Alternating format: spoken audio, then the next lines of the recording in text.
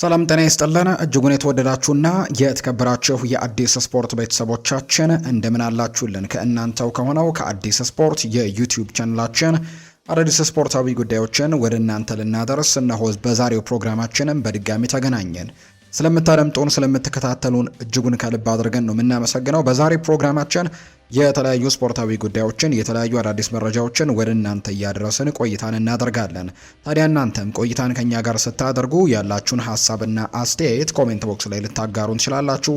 ቪዲዮአችንን ላይክ፣ ቻናላችንን ሰብስክራይብ እያደረጋችሁም ቆይታችሁን ከኛ ጋር እንድታደርጉ ነው የአክብሮት ግብዣዬን ወደ እናንተም የማደርሰው። ውድ ቤተሰቦቻችን ያላችሁን ሀሳብ ጻፉልን። ዛሬ በዝውውር ጉዳዮች ሰፋ ያሉ ጉዳዮችን ከማንቸስተር ዩናይትድ፣ ከአርሰናል፣ ከቼልሲ፣ ከሊቨርፑል፣ ከማንቸስተር ሲቲ፣ ከሪያል ማድሪድ፣ ከባርሴሎና ጨምሮ በርከት ያሉ የዝውውር ጉዳዮችን እያነሳን ቆይታን እናደርጋለን። እስከ ፕሮግራማችን ፍጻሜ ከኛ ጋር እንድትቆዩ በአክብሮት ጋብዛችኋለሁ። ከመሸጋገሪያ በኋላ በድጋሚ ተመልሰን እንገናኛለን። አብረን እንቆይ።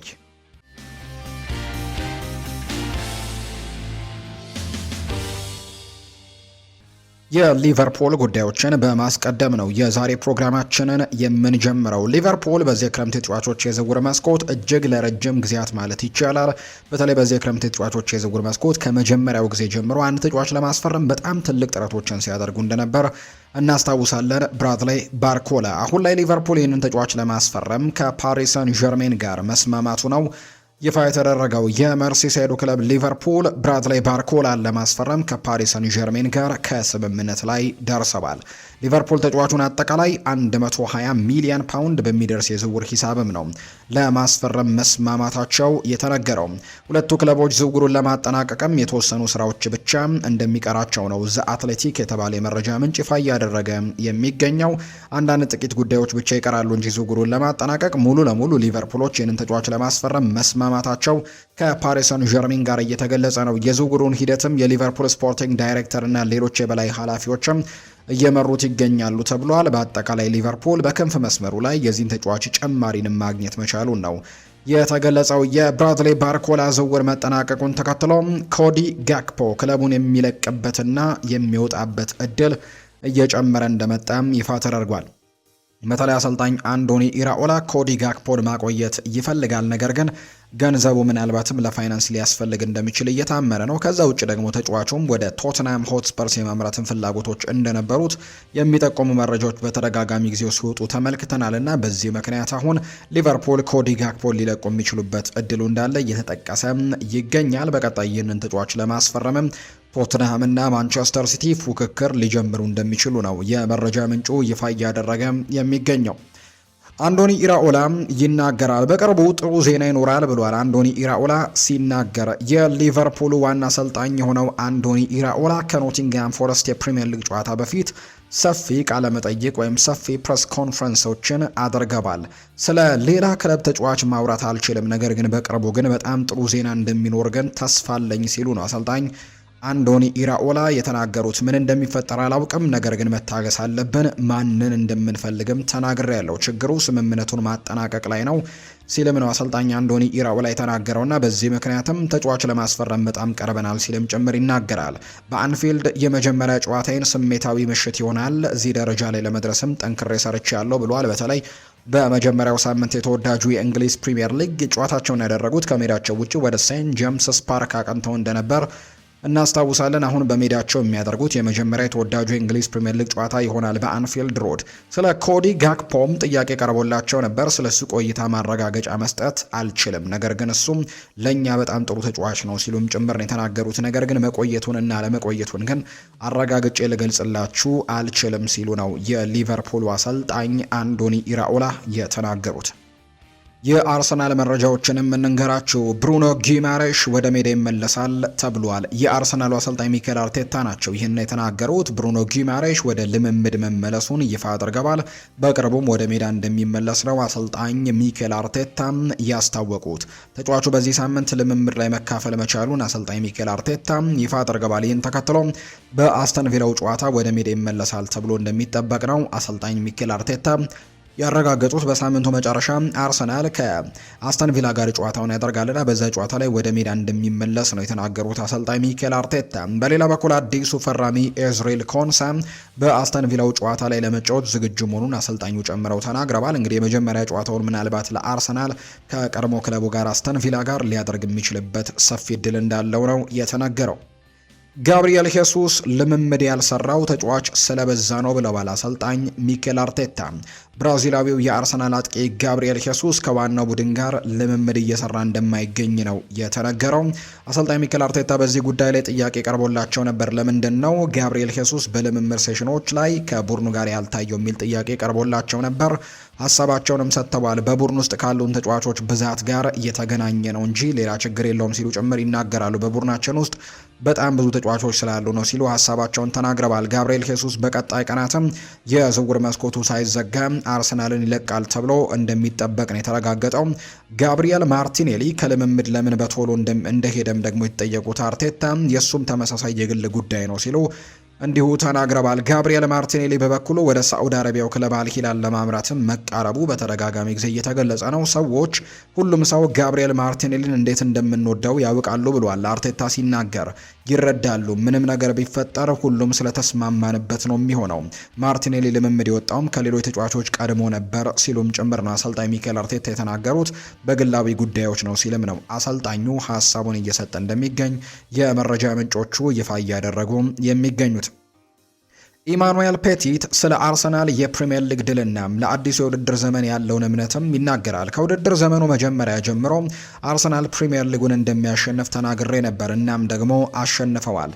በእነሱ ላይ በጣም እምነት ነበረኝ። ባለፈው የውድድር ዘመን ታላቅ ነገርንም ሰርተዋል። የቻምፒየንስ ሊግ ፍጻሜም ደርሰዋል። በኤፍኤ ካፕ ሩብ ፍጻሜም ወጥተዋል። እናም ደግሞ በውድድር ዘመኑ ብዙ ጨዋታዎችንም ተጫውተዋል። በሰሩትና ባሳኩት ነገርም በጣም ኮርቼባቸዋለሁ ሲል ይናገራል። እንግዲህ ኢማኑኤል ፔቲት ነው ይህንን ሀሳብ የሚናገረው። አሁንም ይህንን ድል መደሰት እንችላለን። ከኮቬንትሪ ጋር ያደረጉት የመጀመሪያ ጨዋታን ተመልክቻለሁ፣ እናም በጣም ተደስቼበታለሁ። ስለዚህም በዚህ ውድድር ዘመን በጣም እምነቱ አለኝ ሲልም ጭምር ነው የተናገረው። ይህንን ሀሳብ ነው ኢማኑኤል ፔቲም የተናገረው። የአርሰናል በጣም የቅርብ የሊግ ተፎካካሪ ግን ቸልሲ ሊሆን እንደሚችል ገምቷል። ለመናገር አስቸጋሪ ነው፣ ነገር ግን እኔ ቸልሲን ተፎካካሪ አድርጌ መርጠዋለሁ። ምክንያቱም በቸልሲ አዲስ ዘመንና አዲስ አስተሳሰብ እየመጣ ነው። እንግዲህ ጨዋታቸውን ተመልክቼዋለሁ። በእያንዳንዱ ተጫዋቾችም በጣም ተደስቻለሁ። ጨዋታውን ማሸነፍ ይገባቸው ነበር። አሰልጣኙ ተጫዋቾቹም ሁሉም በአንድ ተልእኮ ላይ ያሉ ይመስላሉ። በቻምፒየንስ ሊግ ስለሌሉም በቂ እረፍቶችን ማግኘት ይችላሉ። በተጨማሪም ደግሞ አሰልጣኙ ቻቪ አሎንዞ የቡድኑ አስተሳሰብና እንዲሁ ደግሞ ያለውን በጨዋታዎች ውስጥ ያለውን ደግሞ አቋምም መቀየር ይኖርበታል። በቀይ ካርዶችና ስሜታቸውን መቆጣጠር ባለመቻላቸው ጨዋታዎችን የሚያጡበት ችግርም መቀየር አለበት ሲልም የተናገረው። ነገር ግን ቡድን ውስጥም መሪ ሊሆኑ የሚችሉ ተጫዋቾችን አይቻለሁ። ኮል ፓልመር በጣም ጥሩ ነበር። ስለዚህም ቸልሲ ለአርሰናል በጣም ጠንካራው ተፎካካሪ በዚህ የውድድር ዓመት እንደሚሆን እገምታለሁ ሲልም ነው ኢማኑኤል ፔቲት የተናገረው። በሁሊያን አልቫሬዝ ዝውውር አርሰናል የተሻለ እድል አለው ተብሏል። ይህም አንድሪያ ቤርታ ነው ትልቁ ምክንያት። እንደ ምክንያትነት የሚነሳው አንድሪያ ቤርታ ከዚህ በፊት የአትሌቲኮ ማድሪድ የስፖርት ዳይሬክተር ነበር። በክለቡም ለ11 ወይም ደግሞ ለ12 ዓመታትም በአትሌቲኮ ማድሪድ አገልግሏል። እናም ሁሊያን አልቫሬዝን ከማንቸስተር ሲቲ ወደ አትሌቲኮ ማድሪድ ያመጣውም ውልን የተፈራረመው እሱ እንደነበር ይታወሳል። ስለዚህም ከቤርታ የበለጠም የሁሊያን አልቫሬዝን ውል የሚያውቅ ሰው በጭራሽ የለም። በተጨማሪም አንድሪያ ቤርታም ከሁሊያን አልቫሬዝ እና ከወኪሎቹ ጋርም ቀድሞውኑ ግንኙነት አለው። ከአትሌቲኮ ማድሪድ ጋርም ጥሩ የስራ ግንኙነት እንዳለው ጭምር ነው እየተገለጸ የሚገኘው። ስለዚህ አንድሪያ ቤርታ በዝምታ የሁሊያን አልቫሬዝን ዝውውር ለማስፈጸምም እየሰራ እንዳለ ጭምር ነው ኢኤስፒኤን የተባለ የመረጃ ምንጭ ይፋ ያደረገው። የሁሊያን አልቫሬዝ ጉዳይ አሁን ላይ ትልቅ ደግሞ ደረጃ ላይ እየደረሰ እንደሚገኝ የሚጠቁሙ መረጃዎችን ነው በትልቁ እየሰማን የምንገኘው። በተለይ የባርሴሎናም ትላንትና በሶሻል ሚዲያቸው ላይ ወጥተው አሁንም አልቫሬዝን ማግኘት እንፈልጋለን ያሉ ሲሆን አትሌቲኮ ማድሪድ ደግሞ ምላሽ ሰጥተዋቸዋል። እሱን የምታገኙበት እድል 0% ነው ሲሉ ነው አትሌቲኮ ማድሪድ ምላሽ የሰጡት። እንግዲህ አሁን ላይ ሁሊያን አልቫሬዝን እፈልጋለሁ ይበል እንጂ አርሰናል ለመንቀሳቀስም በጣም ዝግጁ ነው። የአትሌቲኮ ማድሪድ ዳይሬክተር ያለፈው አርብም ከአርሰናል ሰዎች ጋር በለንደን ተገናኝቶ እንደነበር ጭምር ነው ይፋ የተደረገው። አርሰናል የብሩን ነገር በጭራሽ አያሳስበውም። የማርቲኔሊ ዝውውርም የቀን ጉዳይ ስለሆነ ከዚያ የሚገኘው ገቢን ጨምሮ መክፈልም እንደሚችል ጭምር ነው እየተገለጸ የሚገኘው። ነገር ግን የተጫዋቹ ውሳኔ ግን ይጠበቃል ተብሎ ነው የሚታሰበው። አርሰናል ለሁሊያን አልቫሬዝ ዝውውርም እየሰራ እንደሚገኝ የተገለጸው ክለቡ ስምምነቱን የማሳካት እድልንም ሊዘነጋ አይገባውም ተብሏል። እንደተገኘው መረጃ ከሆነ አርሰናል ሂደቱን ወደፊት ለማራመድና ዝውውሩን ለማጠናቀቅም ከአትሌቲኮ ማድሪድ ጋር ስምምነት ላይ ለመድረስም ዝግጁ እንደሆነ ነው የተነገረው። በተጨማሪም ከሁሊያን አልቫሬዝ ጋር በተያያዘ እየተደረጉ ካሉ እንቅስቃሴዎችም አንዱ አካል ሆኖ ካለፈው አረብ ለንደን ውስጥም ከአትሌቲኮ ማድሪድ ዳይሬክተር ማቴዎ አለሚን ጋርም ስብሰባዎች ተደርገው እንደነበር ይታወሳል እና በዚህ ምክንያት አርሰናሎች የተሻለ እድል ሊኖራቸው እንደሚችል የሚጠቁሙ መረጃዎችን ነው በትልቁ እየሰማን እንደምንገኝ የመረጃ ምንጮቹ እየጠቆሙ እንደሚገኝ ዘገባዎች እየጠቆሙ እንደሚገኝ ነው መረጃዎች እየወጡ የሚገኙት። ማንቸስተር ዩናይትድን የተመለከተ መረጃም ወደ እናንተ እናደርስ። ፊዮረንቲናም ለማንቸስተር ዩናይትድ ጥያቄም አቀርበዋል። የጣሊያኑ ክለብ ፊዮረንቲና ጆሹዋ ዘርክዚን ለማስፈረም ለማንቸስተር ዩናይትድ ጥያቄም እንዳቀረበ ጭምር ነው የተነገረው። ፊዮረንቲና በአሁኑ ሰዓት ተጫዋቹን ለማስፈረምም የሚያደርጉት ንግግር የተሻለ ደረጃ ላይ መድረሱ ነው እየተገለጸ የሚገኘው። ፊዮረንቲና ተጫዋቹን የመግዛት አማራጭን ባካተተ የ5 ሚሊዮን ዩሮ የክፍያ ውሰትም ውል እንደሚያስፈርም ነው እየተገለጸ የሚገኘው። ጆሹዋ ዝርክዚ ክለቡን ከለቀቀ ማንቸስተር ዩናይትድ አጥቂ እንደሚያስፈርምም በመዘገብ ላይ እንደሚገኝ ጭምር ይፋ ተደርጓል። ዚርክዚም ፊዮረንቲናን ለመቀላቀል ፍላጎት እንዳለው ነው እየተነገረ ያለው።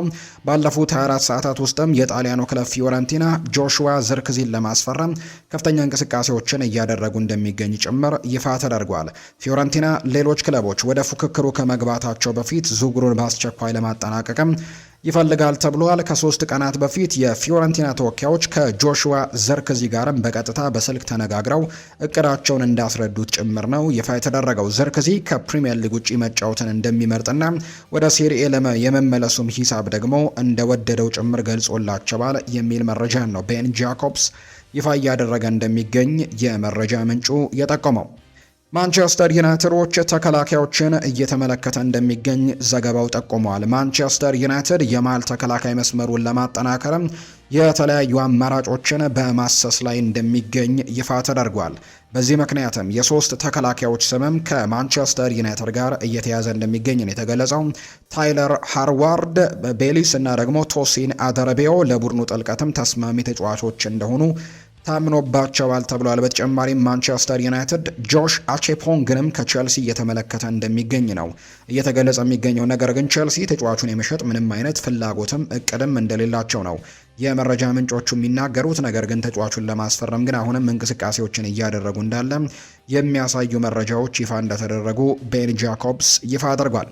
ብሩኖ ሚጌል ፈርናንዴዝ ስለ ወጣቱና ስለ ባለተሰጥኦ ሼላሲም ይናገራል። ብሩኖ ፈርናንዴዝ ሲናገር ሼላሲ ወደዚህ የውድድር ዘመን የመጣው በጣም የተለየ አስተሳሰብን ይዞ ነው ብሏል። ከ14 ዓመት በታች ቡድን ውስጥ በነበረበት ወቅትም የአሰልጣኝነት ሰርተፍኬትን ስወስድም አሰልጥነው ስለነበር ሁልጊዜም ከሱ ጋር እቀልዳለው ሲልም ጭምር ነው የሚናገረው ብሩኖ። ለአንድ ቀን ያክል የእሱ አሰልጣኝ ነበርኩኝ ማለት ይቻላል እኔና ዮሐን ማታ። እናም አሁን ላይ የምሰጠው ምክር እድሜው 14 ዓመት ሳለ ከሰጠውት የበለጠ የተሻለ እንደሆነ ነግሬዋለሁ። አሁን ላይ በጣም የበሰለ ሆኗል። በሌሎች እንቅስቃሴዎችም በጣም ጥሩ እየሰራ ነው። እንዲሁም ደግሞ እኔ በምጫወትበትና በጣም ሩጫ በሚጠይቀው ቦታ ላይም ደግሞ ይጫወት ነበር ሲልም የተናገረው። የሱ የቴክኒካል ብቃት በጭራሽ አጠራጣሪ ሆኖ በጭራሽ አያውቅም። እሱ ድንቅ ተጫዋች ነው ሲልም ጭምር ነው ምስክርነቱን የሰጠው ብሩኖ ሚጌል ፈርናንዴስ ስለ ሺያሌሲም ሲናገር።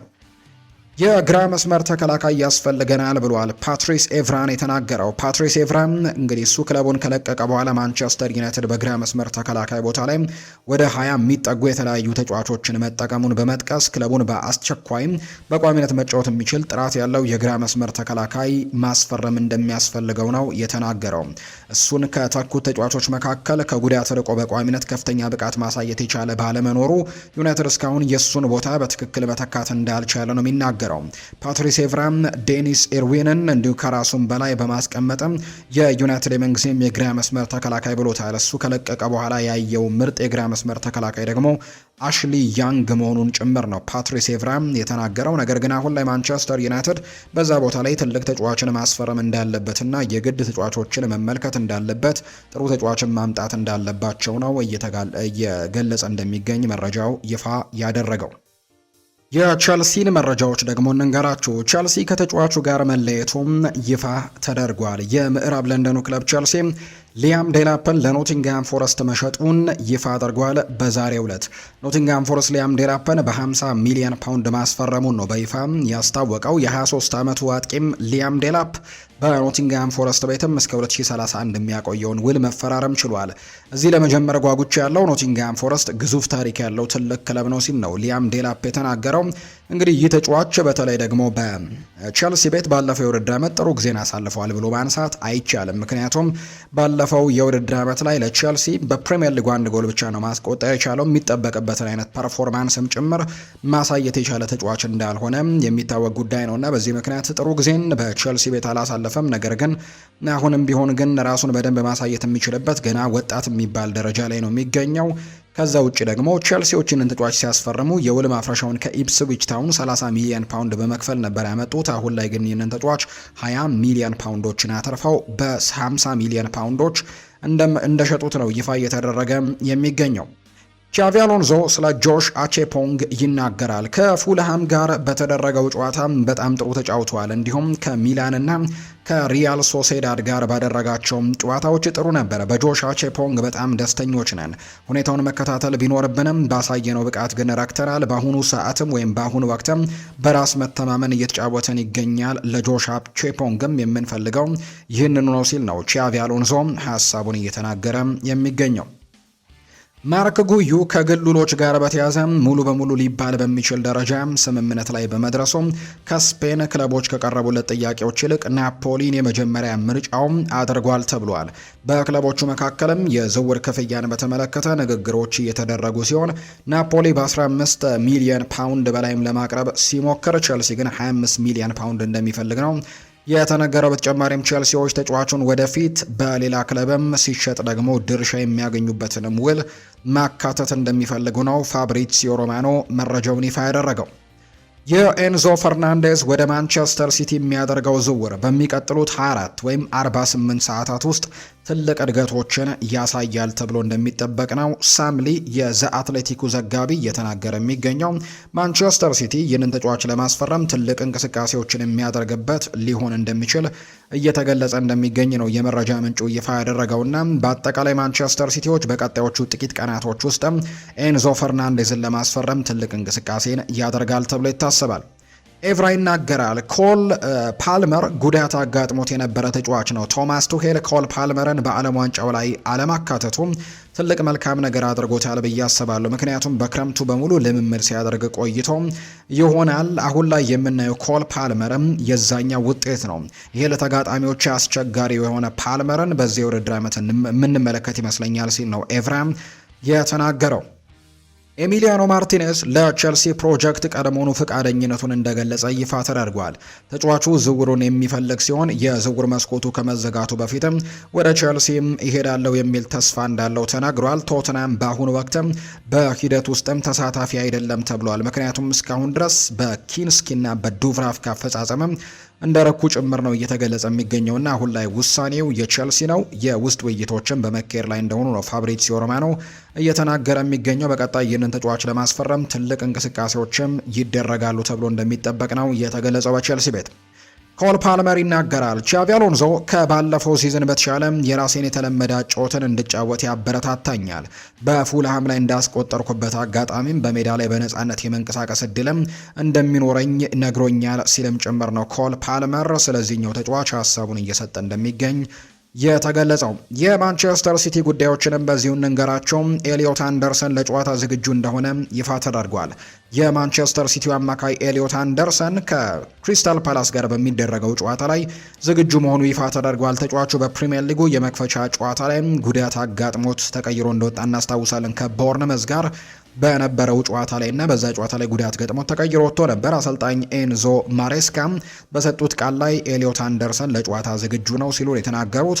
በሌላ በኩል ጄረሚ ዶኩ ከጨዋታ ውጪ ሲሆን ማቴዎስ ኑኔስም ለጨዋታው አይደርስም ተብሏል።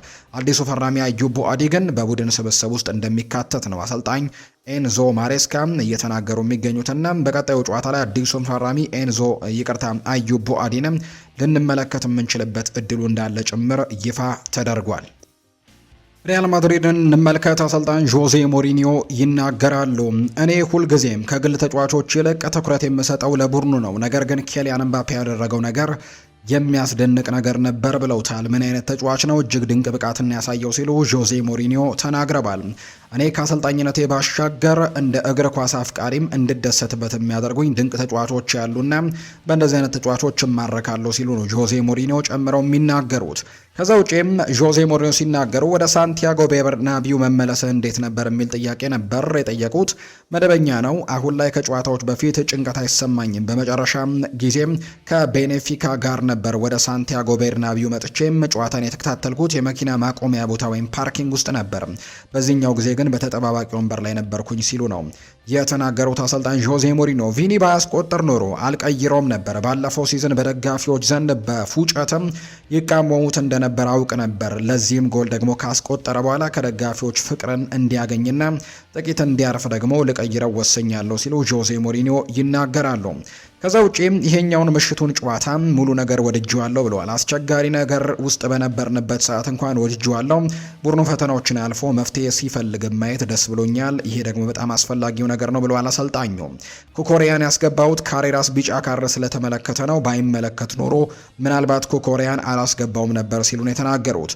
ኤምባፔም ከኔ ጋር ክሪስቲያኖ ሮናልዶ ባደረገው መንገድ ብዙ እንግዲህ በአንድ ሲዝን ብዙ ጎሎችን እንዲያስቆጠር ማድረግ ልችል ይሆናል። ነገር ግን ከግል ስኬቶቹ ይልቅ ግን ዋንጫዎችን ማምጣት ላይ ትኩረት ማድረግን እፈልጋለሁ ሲሉ ነው አሰልጣኝ ዦዜ ሞሪኒዮ የተናገሩት። ደጋፊዎች በፉጨት ከመቃወም ይልቅ እንዲያጨበጭቡ ነው ምጠይቃቸው ሲሉ ጭምር ይናገራሉ። ተቃዋሚዎችም ቢሆኑ ግን ይጠቅማሉ። ከተቃውሞችም ትምህርቶችን መውሰዳችን የማይቀር ነገር ነው። ተቃውሞ ደግሞ ተገቢ ሲሆን የሚመጣ ነው። ጭብጨባ ደግሞ በስራ የሚገኝ ነው ሲሉ ጭምር ይናገራሉ አሰልጣኝ ዦዜ ሞሪኒዮ ከትናንትናው ጨዋታ በኋላ ሲናገሩ።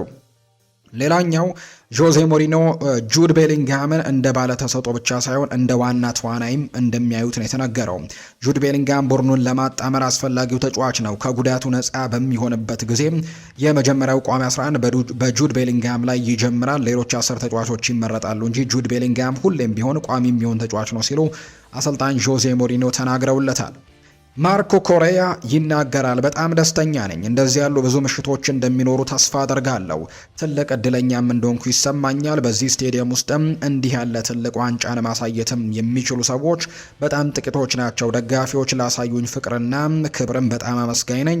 ነገሮች ገና መጀመራቸው ነው ሲልም ይናገራል ማርኮ ኮሬያ። በማጥቃት ረገድ ስለ ቪኒ ብዙ ማለት አልችልም፣ ምክንያቱም እሱ እጅግ በጣም ጎበዝ ተጫዋች ነው። ሙሉ በሙሉ በጨዋታው ላይ ተሳትፎም እስከ መጨረሻው ጫና ሲፈጥር ነበር። ሙሉ በሙሉ ተሰጥቶ ደግሞ ሲጫወትም አይቼዋለሁ። በመከላከል ረገድ 100% ለመስጠት የሚጥሩ ተጫዋቾች በጣም አስፈላጊ ናቸው። ሁላችንም በምርጥ ብቃት እንድንጫወትም ያደርጉናል ብሏል ኩኮሬያ። ከኤስፓኞል ጋር በነበረው ጨዋታ የቡድን አጋሮቹን ሲረዳ በነበረበት መንገድም በጣም ደስ ብሎኛል። እንድናሸንፍ ደግሞ በዚህኛው ጨዋታ በነበረበት ወቅትም ኳስ አመቻችቶ የሰጠን እንዲሁ ሲሆን እስከ መጨረሻው ሰከንድ ድረስም ጫና ለመፍጠር ሲታገል ነበርና በጣም አደንቀዋለሁ ሲልም ነው ማርኮ ኮሬያ ስለ ቪኒሲዮስ ጁኒየርም ሀሳቡን እንዲሁ ሲናገር የተመለከት ነው። ድልድሉን አልመለከትም፣ ብስክሌት እያሽከረከርኩ ቆያለሁ ብሏል ሉዊስ ኤንሪኬ። ዛሬ የአውሮፓ ቻምፒየንስ ሊግ ድልድል እንደሚወጣ ይታወቃልና በዚህ ምክንያት ላይ ነው ሀሳባቸውን የሰጡት አሰልጣኝ ሉዊስ ኤንሪኬ። የፓሪሰን ጀርሜኑ አሰልጣኝ ሉዊስ ኤንሪኬ የምሽቱ የቻምፒየንስ ሊግ ምድብ ድልድልን እንደማይከታተሉ ገልጸዋል። በቦታው ሉዊስ ካምፖስ ይገኛል፣ ስለዚህም በአስተማማኝ እጅ ላይ ነን ሲሉ ነው አሰልጣኝ ሉዊስ ኤንሪኬ የተናገሩት። አክለው እኔ ብስክሌት እያሽከረከርኩኝ ዘና ላለው ወደ ቤት ስገባም አየዋለሁ ባለፈው ዓመትም የከፋ ሊሆን አይችልም ሲልም ጭምር ነው የተናገረው። የአውሮፓ ቻምፒየንስ ሊግ ድልድልም ምሽት 1 ሰዓት ላይ በፈረንሳይ ሞናኮ ይፋ እንደሚደረግ ነው የተገለጸው። ኢፕስዊች ታውን የአስተን ቪላውን አጥቂ ታሚ አብርሃምን በውሰት ለማስፈረም እየሰራ ነው። ታሚ አብርሃም በአሰልጣኝ ኡናይ ኤምሪ ስብስብ ውስጥ የቋሚነት ቦታን ማግኘት እንዳልቻለ የሚታወቅ ነው። አስተን ቪላ በዚህ ክረምት ታሚ አብርሃምን ለመሸጥ ዝግጁ እንደሆነም ሲዘገብ ነበር። አስተን ቪላ በተጨማሪም ኦሌ ዋትኪንስን ለሳዑዲ አረቢያው ክለብ አልሂላል ለመሸጥም ከስምምነት ደርሷል። እንግሊዛዊው ተጫዋች ኦሌ ዋትኪንስ በዛሬው ዕለትም የቡድን አጋሮቹን መሰናበቱን የሚያሳዩ መረጃዎች ይፋ ተደርገዋል። በዚህ ምክንያት ኦሌ ዋትኪንስ ወደ ሳዑዲ አረቢያ ሲያመራ፣ በአንጻሩ ደግሞ ታሚ አብርሃም ወደ ኢፕስዊች ታውን እንደሚያመራ ነው የተገለጸው። በአንጻሩ አስተን ቪላ እነሱን ለመተካት የቼልሲውን ኒኮላ ጃክሰንን ለማስፈረም ከጫፍ መድረሳቸውን የሚጠቁሙ መረጃዎችን ነው በትልቁ እየተመለከትን የምንገኘው። የተወደዳችሁና የተከበራችሁ ቤተሰቦቻችን ለዛሬ ያዝንላችሁ አዳዲስ ስፖርታዊ ጉዳዮቻችን እነዚህን ይመስላሉ። ስላደመጣችሁን፣ ስለተከታተላችሁን፣ ቆይታችሁን ከኛ ጋርም ስላደረጋችሁ እጅጉን ከልብ አድርገን ነው የምናመሰግነው። ፉአድ ባህሩ የዛሬውን ፕሮግራም እየመራው ከእናንተ ጋር ቆይታን አድርጌያለሁ። የተለያዩ ርዕሰ ጉዳዮችን ያካፈልንበት የዛሬ ፕሮግራማችንም ይህንን ይመስል ነበር። ቆይታችሁን ከኛ ጋር ስላደረጋችሁ ከልብ አድርጌ ያመሰገንኩኝ። በቀጣይ ፕሮግራማችን ሌሎች ርዕሰ ጉዳዮችን፣ ሌሎች አዳዲስ መረጃዎችን አካተን በድጋሚ ተመልሰን እንገናኛለን። መልካም ጊዜ፣ መልካም ቀን እንዲሆንላችሁም ነው በአክብሮት የምመኘው።